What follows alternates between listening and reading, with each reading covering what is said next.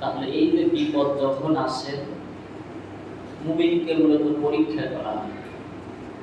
কিন্তু বিপদ আসলে আমরা হতাশ হয়ে যাই, আল্লাহর কাছে অনেক কিছু চাই কিন্তু পাই না, তখন অভিযোগ করি যে আল্লাহ আমি এটা কেন পেলাম না, ওটা কেন দিলেন না, অভিযোগ শুরু করি।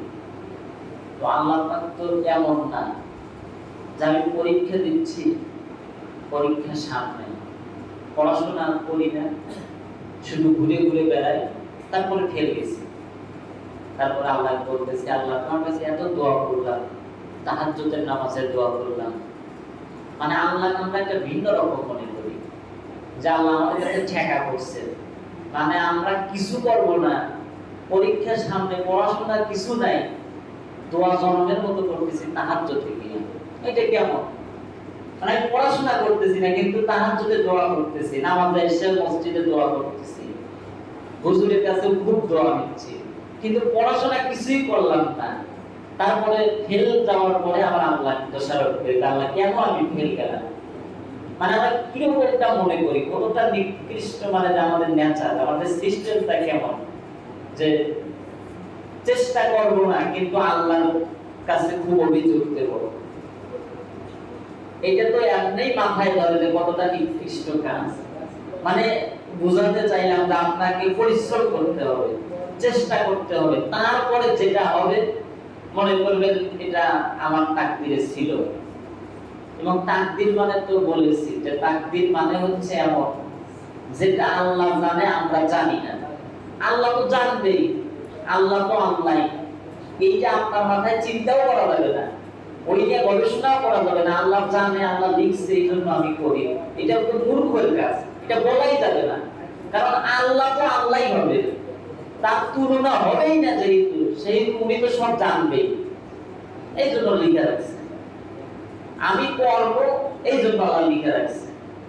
এটা একটা ভিন্ন রকম সিস্টেম, একটু মাথায় ঢুকলে পরে বুঝতে পারবেন যে এটা কিছুই না, আসলে আসলে ঠিকই। কিন্তু আপনার চেষ্টা বাদ দেওয়া যাবে না, আপনার চেষ্টা করতে হবে। কারণ আল্লাহ কোরআনে বারবার বলছে যে চেষ্টা করো, রাসূল সাল্লাল্লাহু আলাইহি ওয়াসাল্লাম বারবার চেষ্টার কথা বলছেন, পরিশ্রমের কথা বলছেন, নিজের পরিশ্রম করতেন এবং প্রত্যেক নবী পরিশ্রম করতেন। এবং সাহাবীদের আত্মমর্যাদা এত বেশি ছিল যে কেউ কিছু দিলে দিত না, সে নিজে পরিশ্রম করে সর্বোচ্চ খাওয়ার চেষ্টা করতে এবং অন্যকে দেওয়ার চেষ্টা করতে। কিন্তু আমরা পাইলে মানে পাগল হয়ে যাই, খালি নিয়ে আনে, এই চিন্তাটা বাদ দেওয়া দরকার। অর্থাৎ আমি ইনকাম করবো, আমি রোজগার করবো, আমি একটু পরিশ্রম করবো, আর এর মাধ্যমে আমি যে উপার্জন করবো আমি নিজে বাঁচবো এবং আশেপাশের মানুষদের খোঁজ খবর রাখবো, এভাবে করে আমার জীবনটা লিড করবো আমি, যাতে আমি আমার ভাবে জীবন পরিচালনা করবো, যাতে আমি মরে গেলে মানুষরা বলে যে লোকটা অনেক ভালো ছিল। আমি মরে গেলে যেন তারা উপলব্ধি করে যে একটা অনেক ভালো মানুষ আমরা হারায় ফেলছি, এরকম জীবন হওয়া উচিত। মানে আমি মরে গেলে সবাই কান্নাকাটি করবে আর আমি কবরে শুধু হাসবো, এরকম জীবন গঠন করা উচিত। তাহলে যেহেতু আল্লাহ কাছে মানে এমন দোয়া তো করবই, আবার বলতেছি না ওইটার কথা বলতে গিয়ে এটা বলা হচ্ছে দোয়া তো করবই, দোয়া বাদ দেওয়া যাবে না। গত সময় বলছি যে দোয়া যদি কবুল না হয় তাহলে আল্লাহ পাক কিয়ামতে ওইটা রেখে দিবেন এবং কিয়ামতের দিন আল্লাহ আপনাকে ওইটা দিবেন, এইটা বাদ দেওয়া যাবে না। তাহলে দোয়ার পাশাপাশি অবশ্যই চেষ্টা করতে হবে। এরপরে 3 নম্বর, বিপদ মুমিনের মর্যাদা বৃদ্ধি করে। সাদ বিন আবি ওয়াক্কাস রাদিয়াল্লাহু তাআলা উনি বলছেন, কুলতু ইয়া রাসূলুল্লাহ আইয়ুন নাসি আশাদ্দু বালা, ক্বালা আল আমবিয়া সুম্মাল আমসাল ফাল আমসাল। আমি বললাম হে আল্লাহর রাসূল, কোন মানুষের সবচেয়ে কঠিন পরীক্ষা হয়? তিনি বললেন নবীগণের, অতঃপর মর্যাদার দিক থেকে তাদের পরবর্তীদের। মানে আল্লাহ রাসূলকে জিজ্ঞেস করলেন সাদ বিন আবি ওয়াক্কাস রাদিয়াল্লাহু আনহু যে কোন মানুষগুলোর বিপদ মুসিবত এগুলো বেশি হয়। নবীজি বললেন প্রথম পর্যায়ে যারা আছে তারা হচ্ছে নবীগণ, এরপরে মর্যাদা যাদের বেশি তারা, এরপরে মর্যাদা যাদের বেশি তাদের এরকম পরীক্ষা নেওয়া হয়। অর্থাৎ পৃথিবীতে এমন কোন নবী রাসূল নাই যে তাদের পরীক্ষা নেওয়া হয়নি, প্রত্যেক নবী পরীক্ষা দিয়েছেন। আদম আলাইহিস সালাম পরীক্ষা দিয়েছেন একেবারে সেই জান্নাত থেকে, পৃথিবীতে এসেও পরীক্ষা দিয়েছেন, অনেকদিন কান্নাকাটি করেছেন, তারপরে আল্লাহ তাওবা কবুল করছেন। তারপরে সাংসারিক জীবনে অনেক ঝামেলাও হয়েছে, এমন না যে তাদের ঝামেলা ছিল না। এমনকি হাবিল কাবিল তারা যে মারামারি সংগঠিত হয়েছিল পৃথিবীর ইতিহাসে প্রথম, সেটাও হয়েছে। মানে কোন নবী পরীক্ষা ছাড়া পৃথিবী থেকে বিদায় দেন নাই। ইব্রাহিম আলাইহিস সালাম উনি জীবনে সবচেয়ে বেশি পরীক্ষা দিয়েছেন। যদি চিন্তা করা হয়, কোরআন হাদিস যদি বিশ্লেষণ করে বোঝা যায়, খুব বেশি পরিমাণে পরীক্ষা দিয়েছেন। কারণ ওনার তাকওয়ার লেভেল অনেক উঁচু ছিল। আল্লাহ যখন যেটা অর্ডার করেছেন তখন সেই জায়গায় সেইটা পালন করেছেন।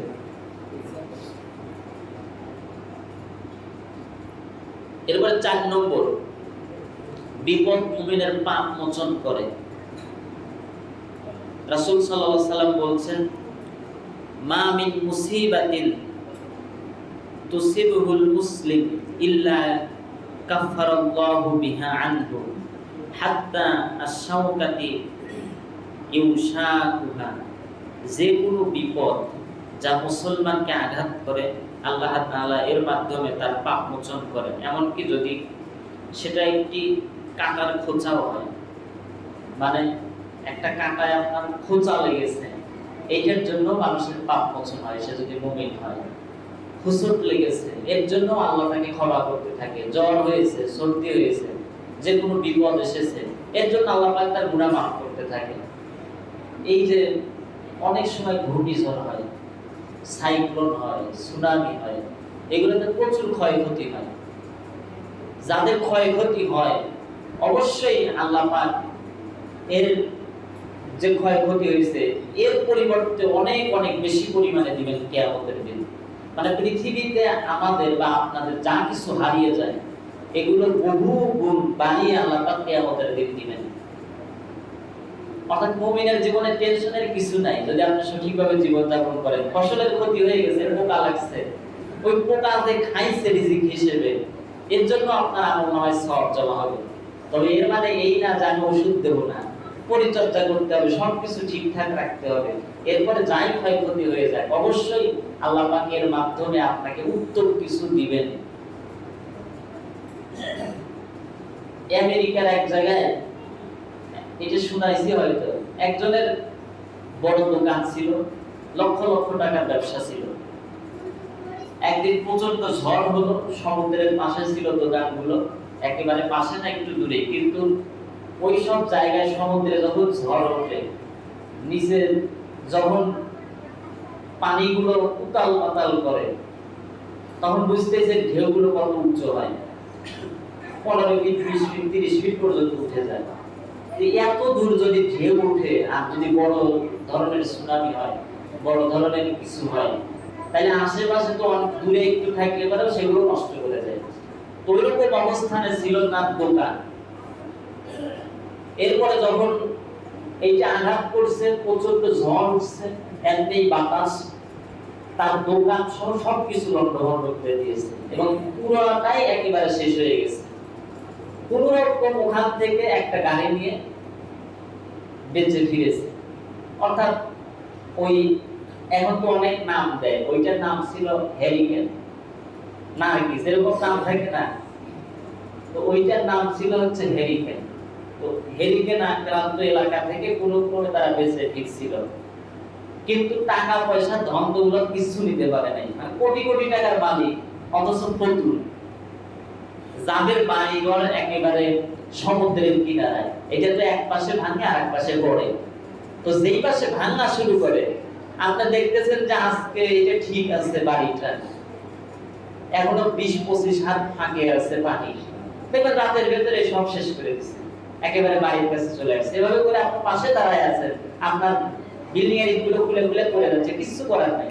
মানে ধরবেন কি, ধরার তো সুযোগ নেই, কারণ ঢেউগুলো এসে লাগতেছে আর বড় বড় চাপ পড়তেছে, এখানে নিয়ে ভাগে যাওয়ার সুযোগ নাই। যারা যায় তারা আগেই তো চলে যায়, কিন্তু অনেক সময় অনেকে যায় না, অপেক্ষা করে, ফলে একটা সময় হুট করে সব শেষ করে দেয়। তো এইরকম ভাবে হঠাৎ করে যেহেতু এটা আসছে, সব শেষ হয়ে গেছে।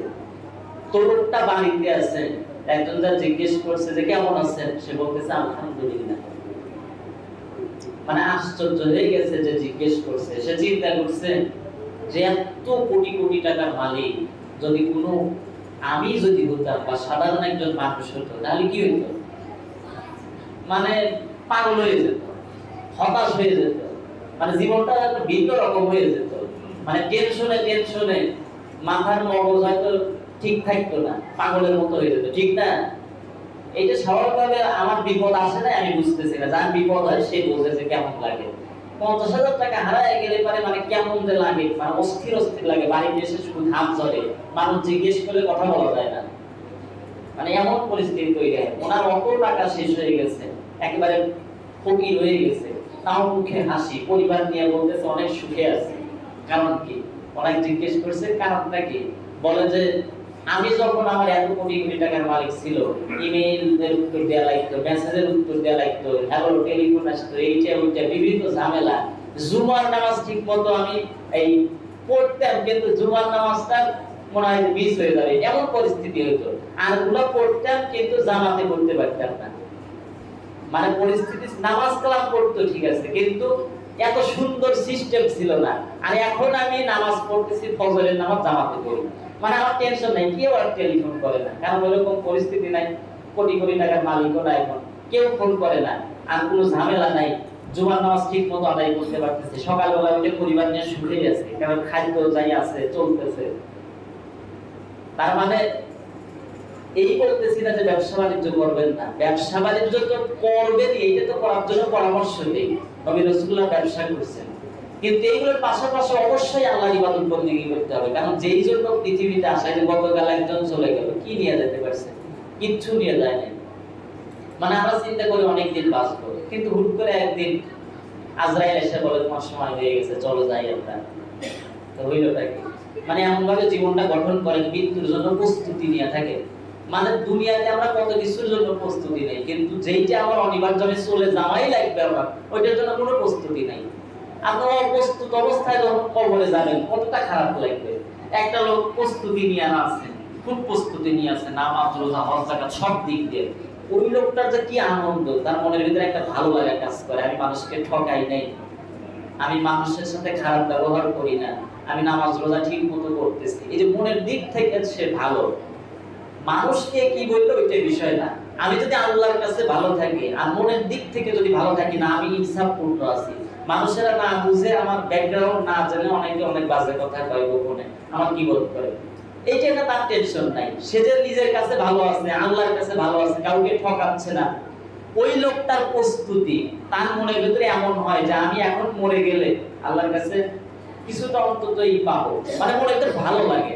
আর একটা লোক যে মানুষকে ঠকায়, গাঁজা খায়, মদ খায়, আকাম কুকাম করে, সে ঘরে যায় ঘুমাইতে পারে না, ঘর দিতে অনেক বাড়ি, ঘর করছে অনেক বড়, লক্ষ লক্ষ টাকাতে খরচ করে করছে, কিন্তু ঘরের ভিতরে যা জিজ্ঞেস করেন ওর ঘুম হচ্ছে না। মানে ঘুম যে কি নিয়ামত, এইটা যার না আসে তার সময় দুঃখ নাই। এই যে আল্লাহর রহমতে আমরা হুজুর মানুষ, যাই ঘুমাইলে কিন্তু এত খুব ঘুম হয়, আসলেই ভালো ঘুম হয়। মানে একটু বুদ্ধি শুদ্ধি রাখা দরকার, যদি আখেরাতের বুদ্ধি থাকে, আখেরাত মৃত্যুর কথা স্মরণ করেন, আপনি আখেরাতকে চিন্তা ভাবনা করতে পারেন, এরকম যদি ব্রেন আপনার তৈরি হয়ে যায়, লজিক তৈরি হয়ে যায়, ভেতরে যদি একটু চিন্তা ভাবনা আসে, চিন্তাশীল হন, তাহলে ভালো লাগবে, ঘুম এমনি ভালো হবে। আর দুনিয়া নিয়ে যত করে থাকবেন, দুনিয়ার পেছনে যত ছুটবেন, দুনিয়া তো আপনাকে ধরা দেবে না, এই ছুটতে ছুটতে আপনি নাই, হারায় যাবেন। তাহলে সবকিছুর পাশাপাশি ইবাদত বন্দেগী আমাদের করা দরকার বেশি বেশি। এরপরে 5 নম্বর বড় পাপের শাস্তি হিসেবে এটা আসে, কোরআনে আসছে ওমা আসাবাকুম মিন মুসিবাতিন ফাবিমা কাসাবাত আইদিকুম ওয়া ইয়াগফির আন যিকরি, তোমাদের যে বিপদ দেখা দেয় তা তোমাদের নিজ হাতের কৃতকর্মের কারণেই দেখা দেয়, আর তিনি তোমাদের অনেক কিছুই ক্ষমা করে দেন। মানে আমরা যে বিপদ আপদে পড়ি, যদি আপনি সব দিক দিয়ে ঠিক থাকেন, যে আমি নামাজ পড়ি, হজ করি, যাকাত সব কিছু ঠিক আছে, তাইলে এই বিপদটা আপনার পরীক্ষা, মুমিন হিসেবে আল্লাহ আপনার পরীক্ষা দিচ্ছেন, এই হতাশ হওয়ার কিছু নাই, টেনশনের কিছু নাই।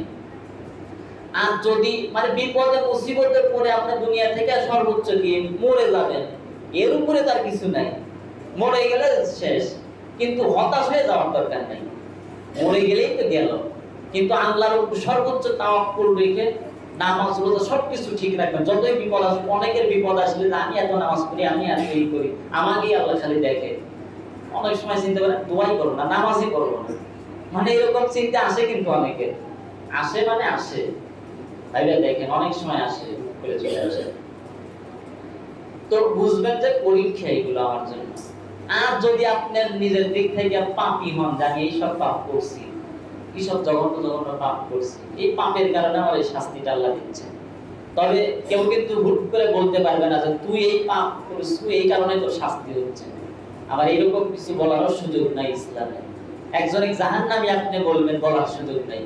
আপনি কি জানেন যে ও জান্নাতি কি জাহান্নামী? ওর যে কোনো একটা আমলের কারণে আল্লাহ তো জান্নাত দিয়ে দিতে পারে। একজন লোক মারা গেছে, ওমর রাদিয়াল্লাহু তাআলা আনহু রাসূল সাল্লাল্লাহু আলাইহি ওয়াসাল্লামের জামাটা এনে ধরেছে, হুজুর যায় না, এই লোকের জানাজাই যায় না। এটা বেয়াদব, মুনাফিক, এর মতো খারাপ মানুষ না, ইসলামের বিরোধিতা করে। এই লোকটা তো খুব খারাপ সমাজের, মানে ভালো না, আমাদের চোখে দেখা হিসেবে লোকটা ভালো না, খুব ভালো না। রাসূল সাল্লাল্লাহু আলাইহি ওয়াসাল্লাম জানাজার নামাজ পড়ার জন্য সেখানে গেলেন। লোকদের জিজ্ঞেস করলেন যে এই লোকের কোনো ভালো কাজ তোমরা দেখেছো? বলে হ্যাঁ, লোকটা কত নামাজি না, মুসলমান লোকটা, কিন্তু নামাজি না বা ওরকম ভালো মানেনি না।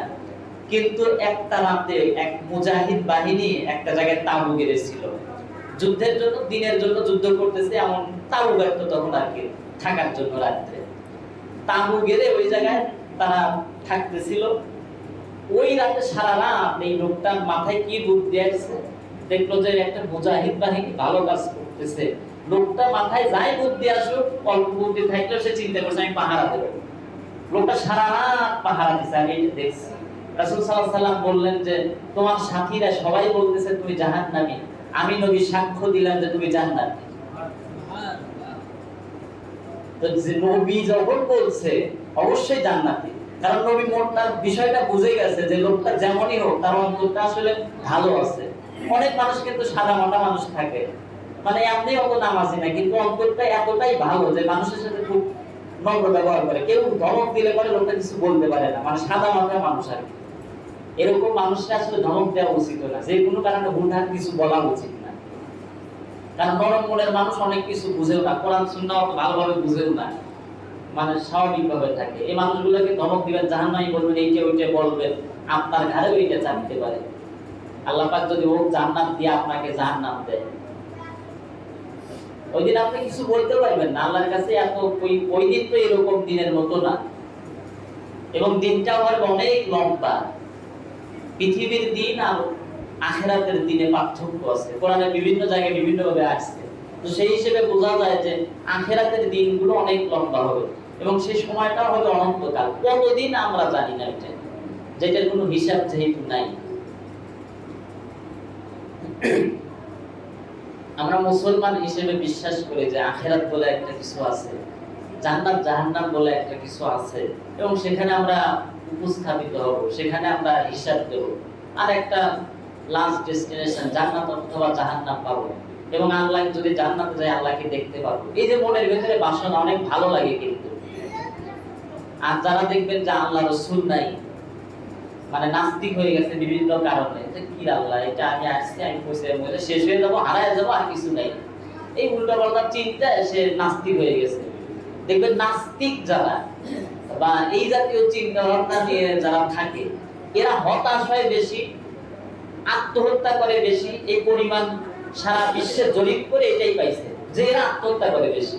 কারণ এদের বিপদ আসলে, মুসিবত আসলে একটু ভালো না লাগলে তখন কারোর কাছে যাওয়ার জায়গা পায় না। সবাই যেহেতু পরিত্যাগ করছে, কারোর কাছে যাওয়ার জায়গা পায় না। কিন্তু আমরা মুসলমান হিসেবে আল্লাহ বিশ্বাস করি। সবাই ভুলে গেলেও আমাদের একটা সান্ত্বনা থাকে যে আমার আল্লাহ আছে। একটু বিপদ খুব ঘনায় আসলে বা ভালো না লাগলে, তখন কেউ কথা শুনতেছে না, স্ত্রীও দুঃখ দিছে, হয়তো বাড়িতে এটা এটা বলছে, তখন মসজিদের দিকে দৌড়ানোর একটা পথ আছে। মানে মসজিদে এসে যায় নামাজে পড়লে তখন চোখে পানি পড়ে, আর একটা ভালো লাগা কাজ করে যে না, একজন আছে আমার, সব ভুলে গেলে উনি আছে। তখন আর আত্মহত্যার চিন্তা আসে না, হতাশা কমে যায় অনেক। আর আল্লাহ কি সিস্টেম মানুষকে বানাইছে, আসলে সিস্টেমও দিয়ে দিয়েছে। আমি দেখি একটু খারাপ লাগলে আল্লাহ আল্লাহ করলে অথবা সুবহানাল্লাহ আলহামদুলিল্লাহ এই জিকিরগুলো করলে এমনি মন কেমন জানি নরম হয়ে যায়, চোখ দিয়ে পানি পড়ে, আল্লাহর কথা তখন স্মরণ হয়, খুব ভালো লাগে তখন।